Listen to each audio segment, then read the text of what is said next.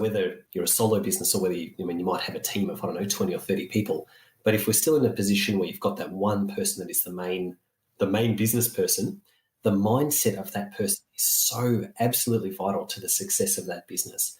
It's number one, even in our 3Ms, we do mindset first, because having that person in a place where they can set goals, where they're motivated to take action, where they're inspired by what's happening around them, and where they're leading the way for the team that is around them. And to do that, they need to be able to take a lot of action, be very motivated, and look after themselves so they don't burn out. That's really the basis of getting everything else done in that business.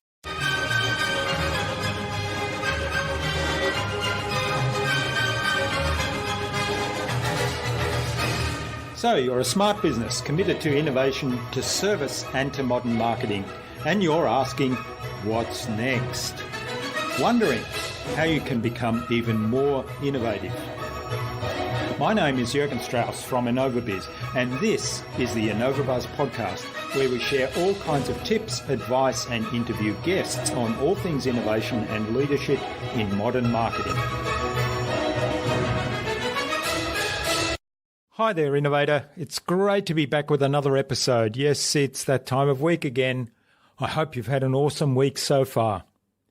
I trust you enjoyed our most recent interviews with Peter Cook of The Thought Leaders and with Rob Brayman of Cogent Analytics. I'm really excited to have on the InnovaBuzz podcast as my guests today, Elicia and James Crook from Massage Champions. Together, Elicia and James provide coaching, mentoring and training for massage therapists to help them run and grow a successful business, as well as having the lifestyle that they choose. They are the authors of Fully Booked Without Burnout, a massage therapist's guide, and they run the Six Figure Therapists program.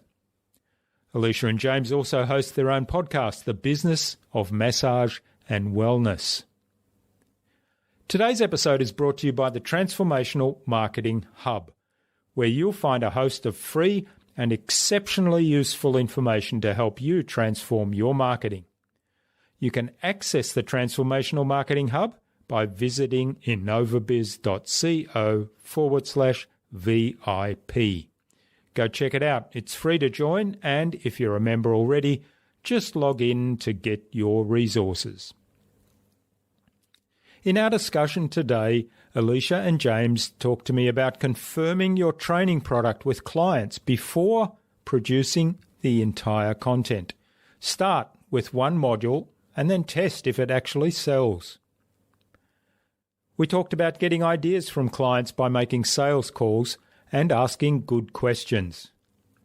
And Elicia and James shared their 3 pillars of any successful business: mindset, marketing and mechanics. Without further ado, then, let's fly into the hive and get the buzz from Elicia and James Crook.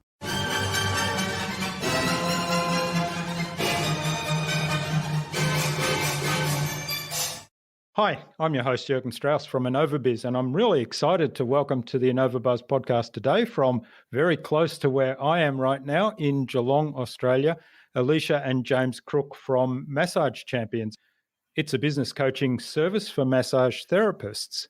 Welcome to the podcast, Elicia and James. It's a great privilege to have you as my guests. Thank you. Great to be here. Now, Les Watson, who was our guest on episode 183 of the InnovaBuzz podcast, suggested that we interview you. So a big hello to Les.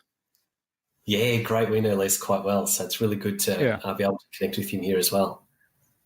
And of course, I've known you for some time. So when Les suggested that, I thought, why hadn't I thought of that myself, to have both of you on the podcast and talk to you about your business?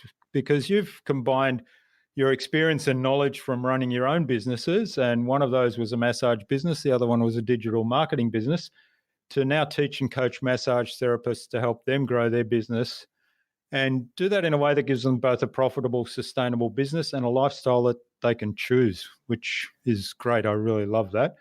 So I'm really looking forward to unpacking that journey some more with you today, but give us a little bit of a high-level background of where you've come from and how you got to where you are today. Yeah, sure. Look, I got into massage when I was quite young due to a back injury that I had. I had a back condition called scoliosis, which is curvature of the spine. Massage was a big part of my journey while I was on the waiting list for surgery for that when I was 15, and then my subsequent healing journey after that. And so it gave me, I think it got me really interested in how I could recreate that for other people. And I left school halfway through year 10 to get a job to pay for my massage course, and really just went in on day one wanting, a multidisciplinary clinic. I knew exactly what I wanted. I was just really waiting for time to catch up. I think reality hit me with a sledgehammer when I actually decided to go into my own business with just all of that naivety and excitement and enthusiasm, but not one single clue around how to run the business side of things. We had 1 or 2 1-hour classes in our whole 2 years on business. Very helpful, but not very useful. And had to really rely on trial and error while I was building it, starting in our land room for at home and kind of building up to eventually where we had 9 staff, an osteopath, a naturopath, and a life coach renting rooms from us. And at the same time, James was running his digital marketing agency. Yeah, so actually my story is not that different. I started just working by myself as a freelancer, doing web design. I'd studied journalism at uni, and the whole thing, this was in the 90s, the whole thing was like newspapers are dying because of the internet. There's the big news at the time. So I sort of took that as a sign and started doing some internet-based stuff, started building websites for people, and basically just sort of fell into that job because I loved it, because I found that there was a need there for that to happen. And after a little while, it was like freelance work was fun, but it goes up and down quite a lot. And I remember it was like we're married, we're looking to buy a house, have kids, all that. And I'm like, yeah, I've got to either take this a bit more seriously or go get a real job. That was really my decision at that point. So I ended up taking it a bit more seriously, building the business up into a nice little, we call it digital marketing. It started off as web design, but then as Facebook grew, social media was such a big part of how people communicate. Mobile phones, that whole revolution of communication happened. We really ended up just doing a lot more broadly digital marketing. And what was really great about that is it gave me a huge insight. I literally worked with hundreds of clients every year, most of them small businesses, to see sort of behind the curtain of what was working for people and what wasn't, see the reality of what businesses look like behind the scenes. And it really just put me in a great stead to be able to then move into being able to do some education and some training with people around what actually does work. It's not just for massage therapists, but for small business more broadly. A huge part of my sort of background has always been that training and that sort of sharing of knowledge of what's working and what's not. So after running that business for 13 or 14 years, ended up selling that and moving full-time to join Leash in this business where we do training and coaching, as you said, specifically for massage therapists, but specifically around the business side of things. We don't do any kind of hands-on practical treatment. It's how to do marketing, how to do business systems, how to get your mindset right to think like a business leader. And I've been really loving this journey. It's probably all the things that were my favorite parts of running an agency, all the connection with clients and training and cool stuff to do with people. It's all of those really cool bits just boiled down into now that's all I do is all that really fun stuff. So, yeah, there's lots of really great little bits in that story that I love. I mean, you mentioned, Elicia, about spending, what was it, a day or so on the business side of massage therapy. So people are given the expertise to do the massage and give the treatment and help their clients, but they're not given the means to actually build a successful business, because that's a core to actually being there for their clients. And then looking at James, you mentioned the ups and downs of running a business, which typically in a service business you do have a lot. And I've run a marketing business as well, and you tend to have that. So you've kind of built a business now that doesn't have those ups and downs because it's based on education and an ongoing need that you filled. Yeah, I wouldn't say it doesn't have any ups and downs. It certainly still has some challenges. But I guess... Well, I mean, in terms of cash flow type, you finish a project and then you have to go out and do the marketing to get a new project on board. I didn't mean challenges. I'll explore those a bit more. And what we do have now is, I guess what we have is something that's much more scalable. We can work with multiple clients at the one time much more easily. So although cash flow still does go up and down depending on how many students we have coming through, how many clients we're working with, it's much easier to control the back end of that. Whereas, as you probably found yourself too, Jürgen, in a business where we were essentially selling time, like the people in a digital marketing agency do the work. I had designers that would create websites and programmers and marketers. And so if I sold too much, if we got too many clients, it would actually produce problems in the back end of delivery. So we've the business we've got now, it's much easier to be able to serve a whole group of people much more easily. And that's part of the beauty of it, is that it works really, really well. And the impact we can have on those people is probably even bigger than what we did before. So it's a win-win for everybody. It works really well.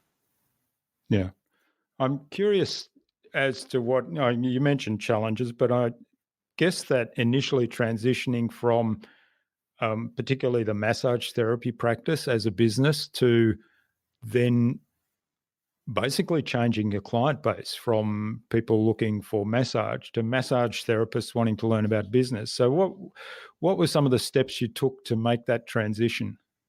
I was really clear right from the start that I didn't want to do one-on-one coaching. I'd spent 16 years in a massage room, spending my time one-on-one with people, and I wanted it to be scalable and leveraged, and I didn't really want to be just coaching people that I knew. I wanted to work with people all over Australia. So I built it with the end in mind, in that I'm like, I want something that what are all the things that I know that I've needed when I was growing, if I had have done them all in quick succession, would have gotten me the quickest or the furthest in my business. And so I sort of broke down all the different moving pieces that I needed and that we had implemented to get the results that we had in the clinic, and then looked at how I could deliver that online or through an online platform to be able to get it in front of lots of therapists. Like we've said, often therapists are great at the hands-on side of things, but I know for me that the business side of things was lacking. It's no different. I used to teach the part of the diploma, and I know what they were learning is still things like letterbox drops and stuff that's just so old school and so not helpful and not. I mean, sure, if you're going to do a letterbox drop, do it, but come back home and go for a letterbox drop while you're waiting for your Facebook ad to get approved, or write a blog or something. Do a live like of yourself that. sticking a thing in. And so I'm like, I think for me, I was having business coaching at the time, which was really great. It was with a coach who had worked in corporate. One of the challenges that I faced was that she'd never run a business besides the coaching business that she had. And so it was a very different. Her experience and knowledge was not really based on a service-based industry in a regional area. It was more based on a big corporation in Melbourne and throughout the country. So what I wanted to take was what I was learning through mindset was actually be able to apply that with the business skills and strategies that I'd learned to be able to take that to a wider audience. And so you mentioned mindset. I mean, mindset is really important in all business, but I'm guessing that making that transition, it's probably even more critical, because I don't know how it was at the beginning, but I imagine that until you get that first sign up or the first couple of sign ups and you've got doubts in your mind as to, is this going to fly? Is this going to actually turn into a sustainable business in the long run? So how did you deal with that in terms of mindset, or were you absolutely convinced that this was the right thing to do? I think I was convinced it was the right thing to do. Whether it was going to be successful or not was still another story. So it was like, look, I wasn't losing anything by starting it. So I was still running my clinic. I was still treating. There was still money coming in the door. I still had all my client base. So I hadn't sort of changed any of those fundamental parts of my business when I stepped into the coaching.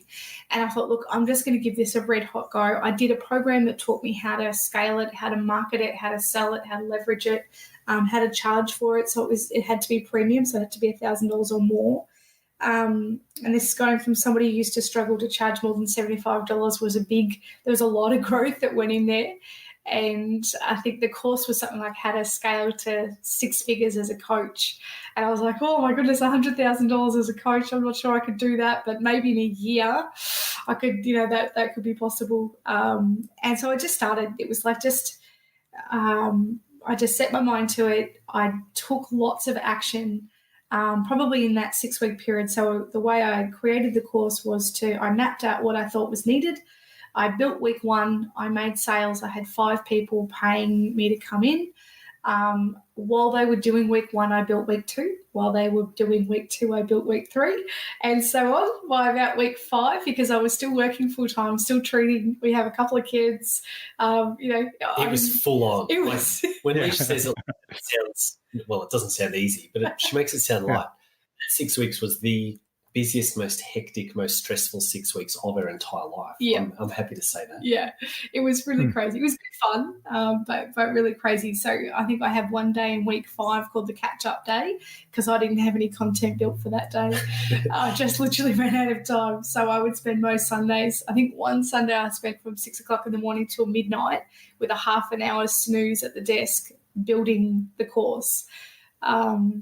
Yeah, and every night you'd be up from like after the kids were in bed, 8 p.m. till 1 a.m. sometimes, just building this course. Up the next day. But I think for me, what that time was about was really like the power of small commitments to make a big thing happen. Because it wasn't like Leisha went in and said, right, I'm going to start a coaching business by spending 6 weeks working massively. It was more about, what do I want? What do I need? And then there was like a little commitment of, well, I'm going to decide that I want to be a coach, a little commitment of I'm going to look for someone to help me. I think this is what I need. I need to work on something a bit scalable. Then you joined a program, and once you're paying for something, then of course, especially for Leisha, she's very committed, does the work, and the pathway itself sort of laid out in front of you. This is what you do next. You build week 1. So that's just a bit of a commitment.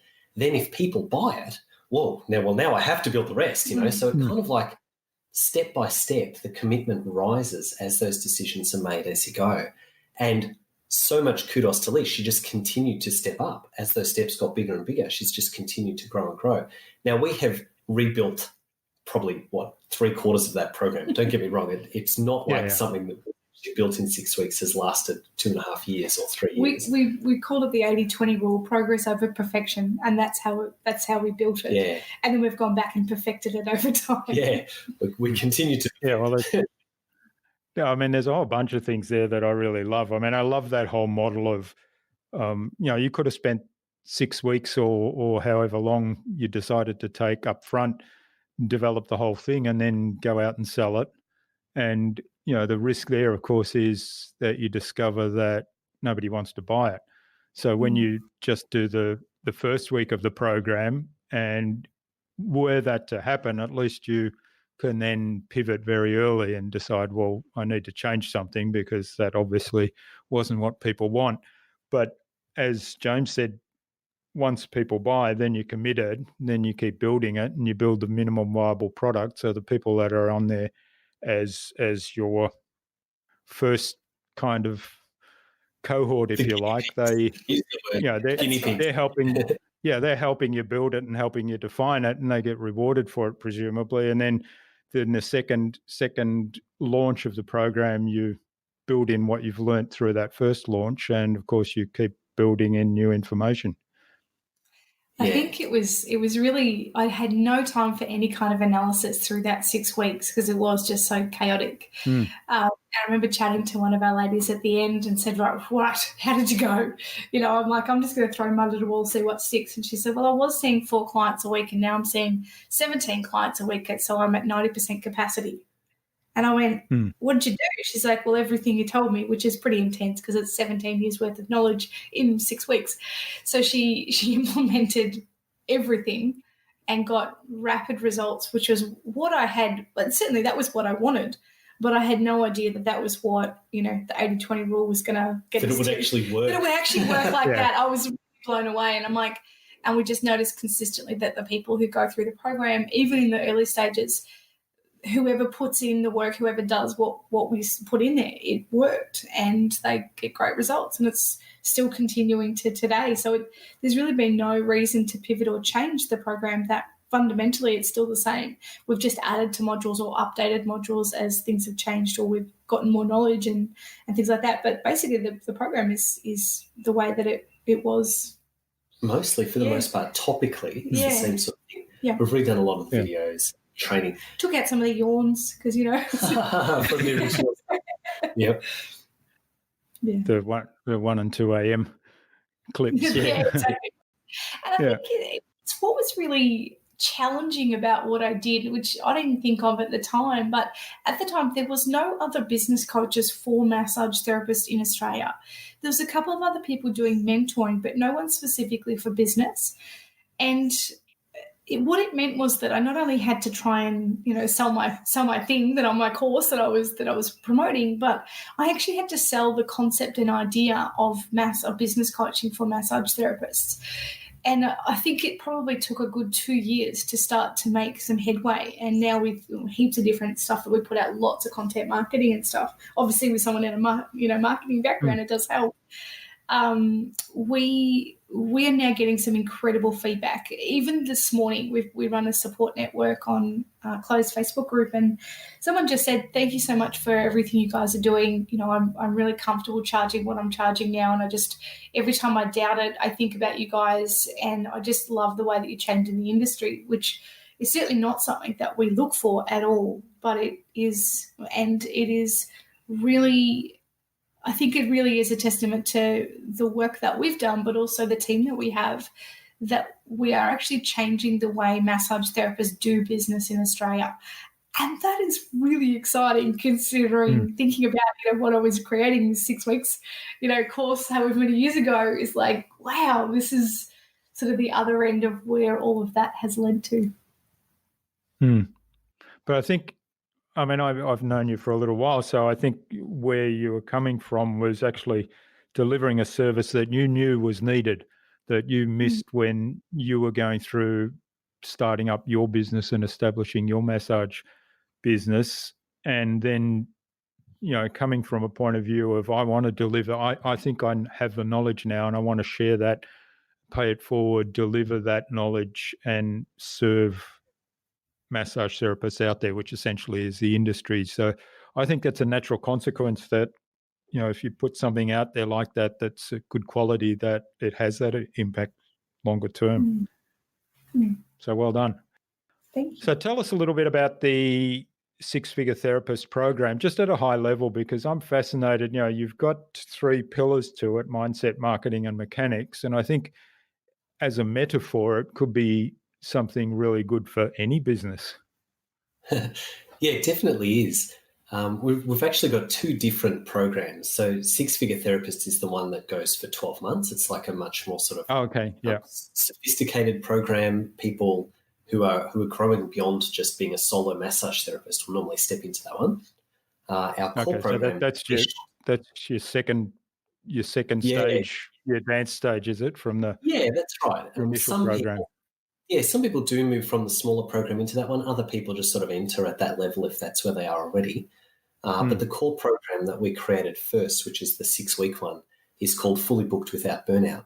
And it's still our most popular program and the one that probably 80 or 90% of our clients would go through. So it's quite intense, and it's really got that core promise of taking people who literally just don't have enough clients or feel a bit overwhelmed by how to run a business, taking them through the steps to create sort of a framework of a really nicely running, beautiful little massage business that is sustainable, that has enough clients, and it's got a really a therapist at the head of it that is looking after themselves and feeling good.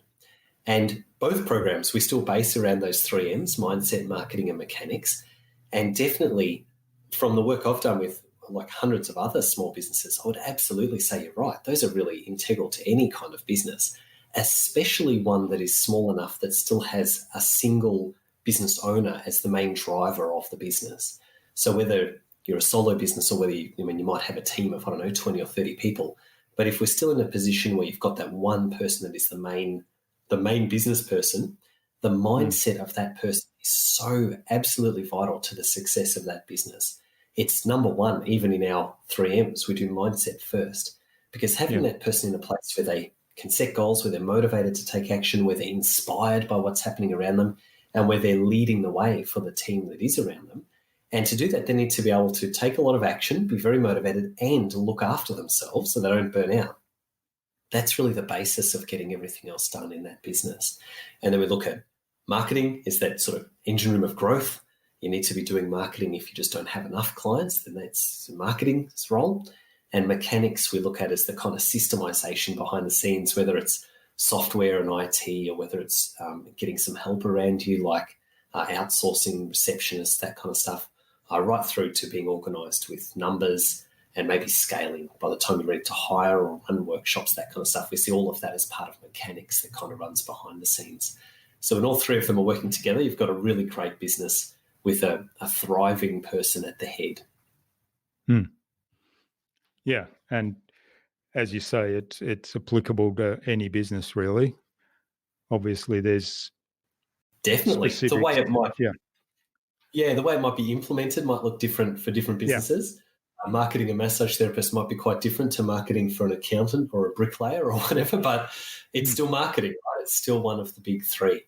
And I think the reason that we talk about six figures is because so many most massage therapists that we talk to are not driven by money. And I understand that because neither was I back in the day. Didn't want to charge for what I was doing, had a lot of limiting beliefs around money. And the reason that we talk about six figures as a massage therapist is because through the research we've done, many massage therapists are earning less than minimum wage. And it's because they don't believe that it's possible. Some of them don't believe it's possible. Some of them don't believe that they're worth it. Some of them struggle to charge what they're worth. And one of the big things that we talk about is how to actually make that happen. And so, when people are reading our book, it's like we just talk about a really simple formula that if you're charging $90 a session, which is very standard for massage, for an hour of massage in Australia, you're seeing 25 clients a week, so you're being very consistent, and you're working 48 weeks of the year, which is giving you 4 weeks annual leave. It equals $108,000. Now, not to say that everybody A wants that or everybody B gets to that, but what we want to show them is that it's actually possible to earn a really decent income from being a therapist. And obviously, when they're working at that capacity, like when people have gotten to that place, or even, 3/4 of that, the impact that they're making on their community's health is phenomenal. And who they show up as, who the confidence they have to talk about what they do, to connect with other practitioners, doctors, and allied health workers, etc., is absolutely just profound because they've got the confidence to do it, as opposed to, I'm juster. And a lot of therapists feel like they're juster because they've got an undergraduate degree, qualifications. It might be a Cert 4, a diploma, or advanced diploma. And it's still taught from the perspective of, I'm juster.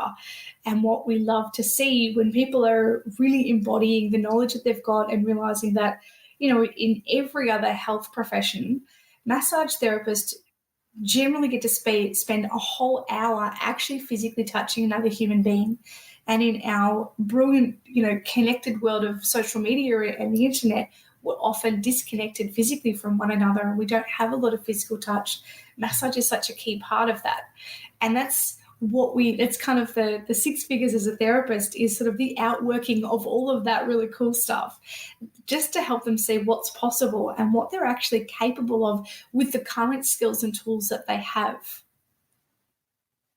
Yeah, well, that raises an interesting point. I'm sort of curious about that because I'm on a little bit of a mission or it's a quest, if you like, to get marketing back to a little bit more human again. You talked about actually massage and touching another human being and, of course, making a difference to that human being. And I kind of think that with a lot of the online tools that we have these days and marketing automation that's available to us that can do amazing things, that there's a big risk and that some people have gone down this path of losing the connection part of it. So maybe that's a question for James as the marketer. What's your view on that, and how do you go about doing your own marketing in a way that you get that connection? Because I know community is a very important part of your whole business platform. Yeah, it definitely is. And I would say, you're right. The marketing that we're sort of taught, pop marketing, is now quite disconnected. It's very much about rhythmic sending of messages, email, even social media is not as social quite often if we're just taking it the easy way. And so to be able to set yourself apart, to have more personality and more actual person, more face, more visibility and vulnerability of who you are actually through those channels is, number one, it connects way better. People are much more likely to connect with you as a person if they're seeing an authentic person. But B, it stands out. You know, we get out into people's feeds. We do a lot of live video. We talk about all sorts of random stuff, as well as just being on message with our actual business message. We're sharing all sorts of things. Licia's got lives she does down the beach with the kids running around in the background. Like, we're very human in the way that we connect through our marketing. And I think that's the way that especially small business can make a big impact. You're never going to see a bank using really personal marketing like that. Your local bank manager is never going to be getting on Facebook, taking photos of himself and, I don't know, being at home with his kids. But a local service business owner, a local product business, they can get onto Facebook, onto Instagram. They can be doing lives. They can be messaging people personally. And it's so different as a consumer. We feel much more connected with a business if we know the person who runs it, if we feel like we know the person that runs it. So the more we're able to kind of share, still got to be within that kind of realm of professional sharing. We don't want to be oversharing, but it is sharing the kind of professional persona that we have and sort of literally lifting up the curtain a little bit and showing stuff that happens behind the scenes, not taking yourself too seriously, just being able to have a bit of fun, be confident in who you are. It does make a huge difference in marketing. And especially we see that with our clients as well all the time. When we're doing Facebook training, one of the questions I always ask people in the room is, what has been your most successful recent post on Facebook? Look, I just ask a room full of people. And no one ever says, oh, it's that really technical diagram I did of a muscle chart and a blah, blah, blah, blah, blah. No one ever says that. The most successful posts are always the ones where it's like, oh, it was actually so funny, but it was me and my dog down the beach. And I'm like, I don't think that's funny. That's what everyone says. It's the personal things. It's the behind the scenes. It's where we get to connect with you as an individual that makes me feel connected, like I am part of your community and you're part of my community and we're together here in this place. That's really who I want to be able to buy with. Massage is quite a personal service too. It's like literally I go into someone's room, I'm going to lie down on a table and they're going to put their hands on me for an hour. I want to feel like I trust you as a person, not just some big sort of faceless organization. So it is really powerful to show your face, to become familiar. Personal marketing is where it's at. I totally agree. We sometimes joke with them that it's not called Logo Book, it's called Facebook. So put your face on it. Yeah, that's really right. And well, social media sometimes isn't very social. It's kind of like common sense, which isn't all that common. Anyway. Exactly. Yeah, so you've also got a podcast, and I was curious as to what prompted you to start the podcast. Is that all part of the positioning of your course, or is there another? Yeah, it would come back ambition to with what that. we sort of think of our big mission as raising the professional standard of massage in Australia. And as we raise the standard of massage therapists and their understanding of business, not only do we help those individual people, but the industry as a whole becomes smarter, becomes wealthier, and that gives them more impact on the health of the nation of Australia. So we do a fair bit of work one-on-one with individual clients, that's what pays us. But as part of our kind of bigger mission, we also do a lot of just open, free training. And the real purpose behind the podcast for me is not so much to give people actual advice or education, but it's to expose other massage therapists in the industry that are doing well and just getting them to share a bit of their story. Because what would happen is so many times I would be on the phone to a massage therapist and they're kind of the hidden belief that they have somewhere in their brain is that massage therapy is never going to pay. I can't really make a business out of this. I just do it because I love it, but I'm always going to have my other job down at Coles or whatever. Like this was the kind of story we'd hear quite often. But then I'd also be talking to people who are like, oh no, this is my full-time job. Like I don't jump up and down and song and dance about it because I'm not like that. But there was a heap of people out there that were doing good work, that were running successful businesses. But so many of the new therapists to the industry just didn't see that. So a big part of the purpose of our podcast was just to get massage therapists on there and interview them who were doing well, not because they were our clients. Most of them are not. They're just people that we've met along the way that are already doing great work. So I'd interview them and ask them, where did you start? Was it scary? And they'll go, oh, yeah, at the start, I really didn't know if I would make it work. But now, 5 years later, great business. It's going great guns. And I'm like, that's awesome. That's exactly the story that I want our new people to hear, because it means that they've got some hope and some expectation to stay in the industry, to continue to build up their businesses, to continue to serve the people around them. And so that's really the purpose behind our podcast. I do a little bit of, we interview some other suppliers and I know that the association presidents and that kind of stuff. Like there's a little bit of that more sort of community building stuff in there. But the main purpose is honestly just sort of hearing stories and exposing the success that massage therapists can have in business. So celebrating their success and also presenting them as a model that others might be able to aspire to. Exactly right. Yeah, exactly.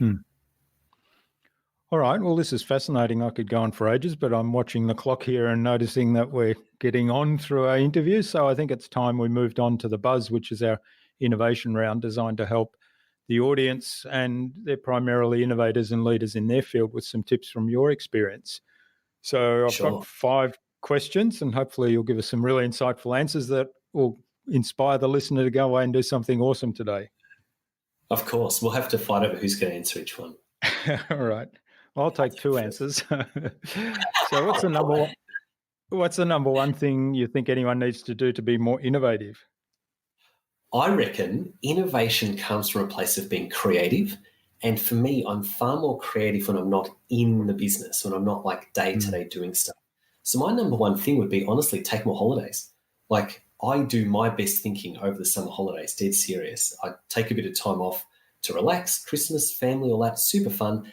And then it's like there's still a week before I'm back at work, but I can't help myself. I'm up late every night planning out what the year's going to look like, getting excited about new things. And because I've sort of stepped back from the day-to-day running of stuff, it's a time when I can be way more innovative and way more creative with what I want to create. And maybe have a few drinks. The Christmas drinks doesn't hurt either. Is that going to be your tip? No, it wasn't. No, I think it's great. I think you've answered it really well. It's true. Yeah, that's good. Well, then I'm taking your advice and heading to Fiji in a couple of weeks. But that's actually business. But it is in the same spirit, getting away from the day-to-day running of the business, different environment, sitting on the beach, having a few drinks, and coming up with great creative ideas. All right. Well, what's the best thing you've done to develop new ideas or new products? I think for me, one of the best things that I've done for new ideas is actually sales calls. Because when I'm doing a sales call, and especially in the early days when someone would be like, oh, yeah, I know you help people get more clients, but I need help with this. And so I ended up, while I was doing my sales calls, I would have a little booklet that I would just jot down ideas of what it was that people needed, what they were looking for, what was their language that they had around it. It was kind of like market research. It's how I develop topics for webinars. And it's still even now how we develop new ideas, because we just listening to your customers, listening to your clients and hear what they have to say, take on board their feedback. I think they have a really different perspective on stuff as the end user. So we certainly ask them and get feedback. We also have a couple of what we call secret squirrels that we message and reach out to. And the reason we have them is because James and I have about 4 trillion new ideas a year, and not all of them are great. And so we run the best of the ideas by these guys and say, hey, this is what we're thinking. What do you think? And they give us some feedback in, yeah, that'd work really great, or no, thank you, or that's a terrible idea. What were you thinking? So their actual message is exactly. the idea. They're part of the industry. Yeah, so I think listening is really important. Yeah, that's I love that. That's sales calls is talking to customers. Again, it's one of those common sense things. People tend not to do it all that much, which is a sad state. But and then testing ideas and getting feedback is great. So is there a resource that you use most often? I think that I have modelled this heavily from somebody that we both know.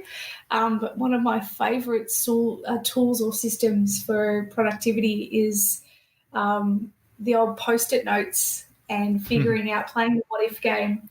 I think for me, I utilise this all the time with myself and my clients.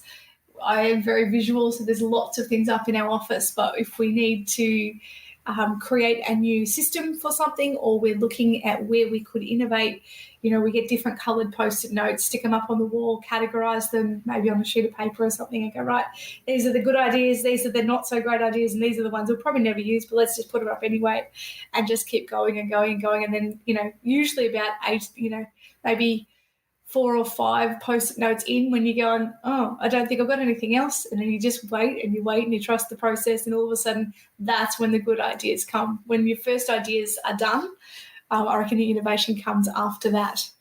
Yeah. And I reckon then the way that turns into being productive is through, like, we have quite a strategic process for quarterly planning and breaking that down into monthly tasks and then weekly tasks. So we actually teach this to our clients as well, but we use a very kind of rhythmic flow of getting things done from list to list to list. So setting big goals for quarters, breaking that down into what needs to be done each month, and then looking at what do I need to do this week to get there. And when you put those two things together, the kind of big picture, planning out what those big tasks are going to be for the quarter, and then figuring out how to get there step by step, it's so productive. It's just absolutely killer. That's it. Moving the business forward. Because awesome. I think you tend to, if I find myself looking at funny cats too much on Facebook, I can look at my steps to success. What am I doing this week? Right. And have you finished that? No. It's only Tuesday, Elicia, so it's best that you actually have a look at your steps and what could you work on right now? What's the number one thing you need to work on? And you get to tick them off as you're going through the week. Or highlight them if you need. Yeah, I love that. I'm a fan of, I've got whiteboards here in the office. I love using those. I do use Post-it notes. I typically use Post-it notes when I'm with other people. It seems to work really well there. But on my, and then breaking down the tasks from sort of annual goals to quarterly goals, and then down to weekly and even daily. And I've got my weekly board that I put up and tick off, and at the top of that it says, is what you're doing right now moving the goals forward or moving you towards the goals? Because I don't tend to look at cats that much, but I do love to do distraction. As we all do. Yeah. All right, what's the best way to keep a project or a client on track? So I reckon the number one thing that keeps people on track is accountability. So rather than being like a specific tool, honestly, accountability can happen in all sorts of different ways. But I know for our clients, we get them to report at the start of a week what their intention is for the week. And then at the end of the week, they have to report back and tell us what they did, whether they got there or not. And even though that's only a small bit of accountability, it all happens online and it's just some coach that lives on the other side of the country from them. Even just having someone that they know is going to watch what they do and tell them that they need to do this stuff, it still makes it meaningful enough for them to like sometimes double or triple the productivity that they've got from there. And for us in our business, we do the same kind of thing with each other. It's one of the great things about working together, that kind of rhythm and flow I was talking about of setting monthly and quarterly goals. We hold each other accountable to have we done our steps this week? Did we get to that point? And we can look at each other and ask those questions with honesty. And that's sometimes a little bit tricky when you're married to your business partner, but it's part of what we've had to go through to be able to get this thing to work. It's, accountability, whatever it happens to look like for you, accountability is the biggest thing to be able to stay on track, I reckon. Yeah, that's great advice. I like the approach to the coaching clients of, okay, what are you going to do this week? All right, there's the list, and then come back at the end of the week. How are we doing in those things? Yeah. Yeah. Did you do them?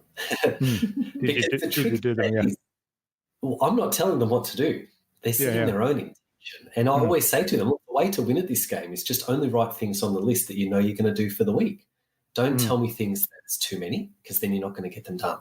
But make sure that you're putting steps on there that are going to move your business forward every week. Tell me what you can do and then do them. That's the secret to it. Once you've done them, you feel good because I'm going to give you a pat on the back and your business is actually moving forward. Sweet. Everybody wins. Yeah, and the idea of writing them down and sharing it with somebody else is already a commitment, isn't it? Rather than say, Yeah, "Oh, exactly. I might get to that sometime."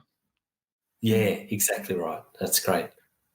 All right, what's the number one thing you think anyone can do to differentiate themselves?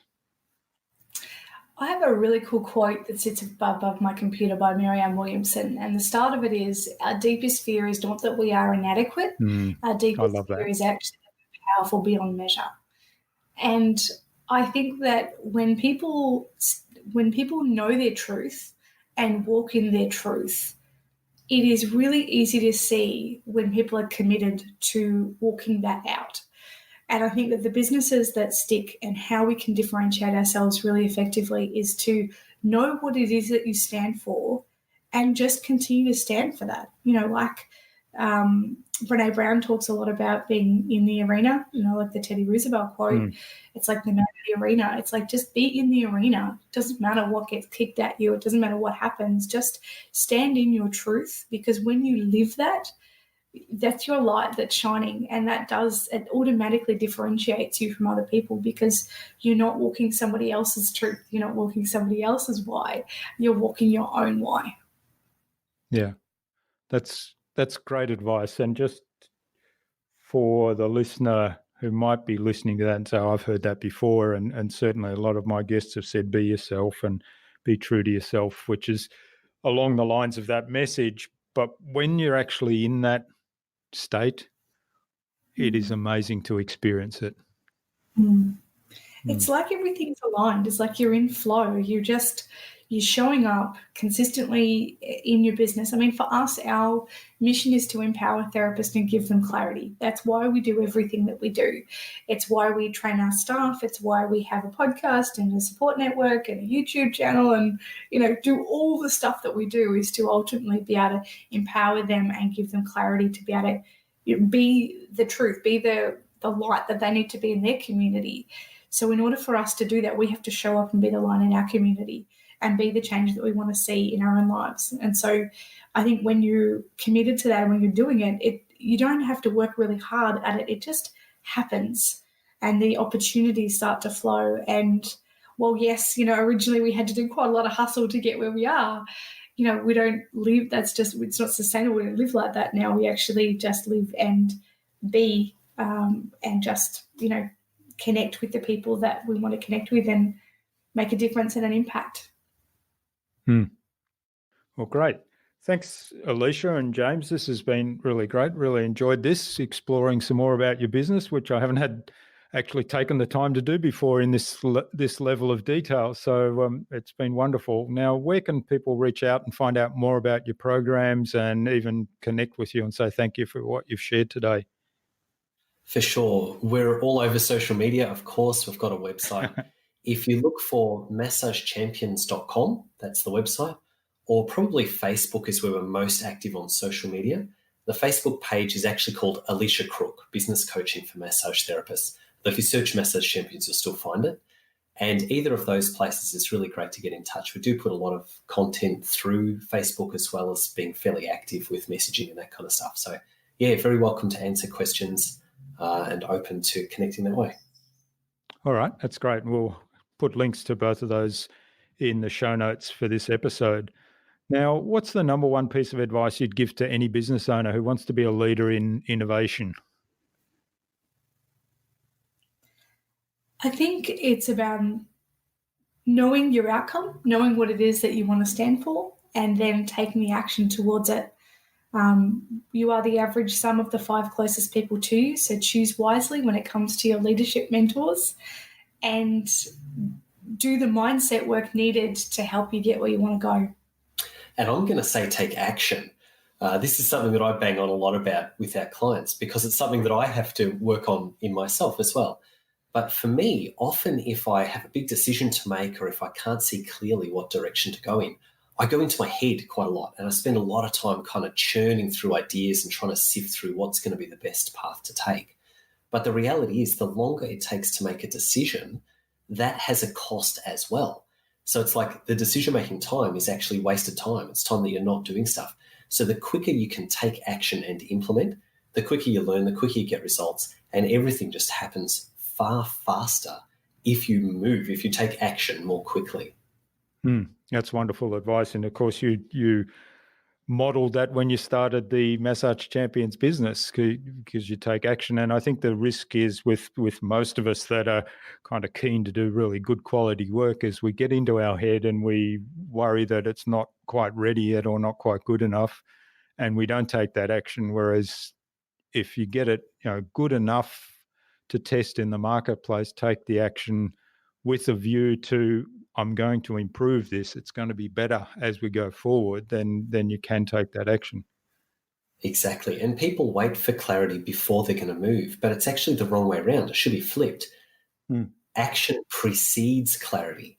When you take action, suddenly you realize if you were right or not, right? It's the quickest way to figure out if an action is right or not, is to do it. And then you know with 100% certainty you've actually done it, so you know whether it was right or not.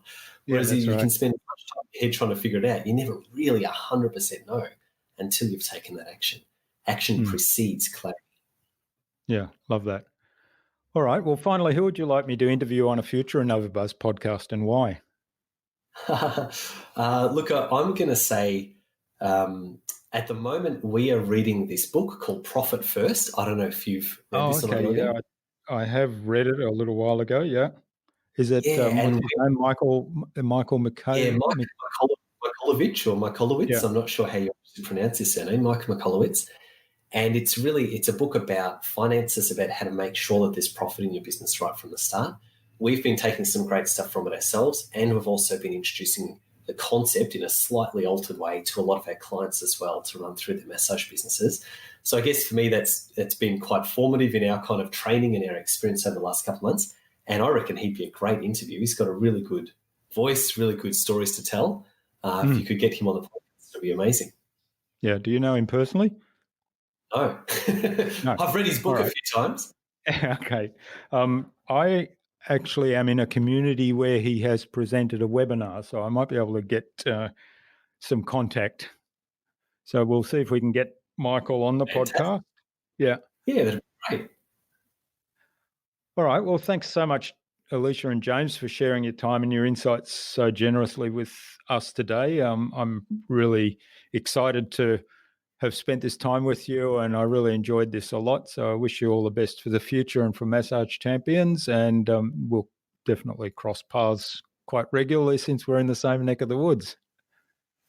Thank you so much, Ian. Yeah, thanks for having us.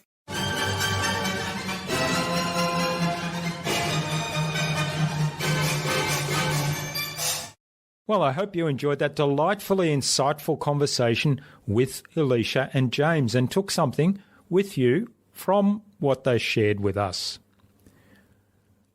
My highlights were their service mindset and addressing a need that Elicia saw in building her massage therapy business to helping other businesses with what she's learnt along the way, and also using the principles of mindset, marketing, and mechanics in their own business. I'd love to know what you took away from Elicia and James' interview. Leave a comment below the blog post, which you can find at innovabiz.co/massage champions.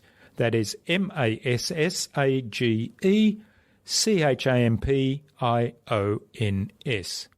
All lowercase, all one word, innovabiz.co/massage champions. You'll also find contact information there for getting in touch with Elicia and James, as well as links to the Massage Champions website, the Fully Booked Without Burnout book, their podcast, and the other resources we spoke about in the conversation. Elicia and James suggested we interview Mike Mikolowicz, author of Profit First, on a future InnovaBuzz podcast. So, Mike, keep an eye on your inbox for an invitation from us to the InnovaBuzz podcast, courtesy of Elicia and James Crook. Finally, I'd like to give a shout out to Linda Ugolo for her review of the InnovaBuzz podcast. She says, Jürgen is a fabulous podcast host, bringing out what's most interesting and practical for listeners to get the best experience from each guest. Thank you, Linda. I'm glad that I was able to achieve that on the episode that you listen to, and that certainly is my aim to bring out the wonderful insights of the wonderful guests we have on the show. Remember to visit innovabizz.co/VIP to access the Transformational Marketing Hub and all its free and exceptionally useful information to help you transform your marketing. Also, check out our Tales of Marketing Transformation show at talesofmarketingtransformation.com, where each episode will provide one valuable message to guide you on your journey of marketing transformation. And, of course, tune in again next week to the InnovaBuzz podcast. We've got more fantastic guests lined up, including Andres Purdy of Outfunnel and Gigi Rosenberg, public speaking coach and author. Stay connected. Subscribe to the InnovaBuzz podcast so you'll make sure you'll never miss another episode. Head on over to innovabiz.co/subscribe. We'd also love you to leave us a review because what you think matters to us. Take some of the ideas you've heard today and apply them in your business. Any thoughts, ideas, suggestions or questions, then share them in the comments below the blog post.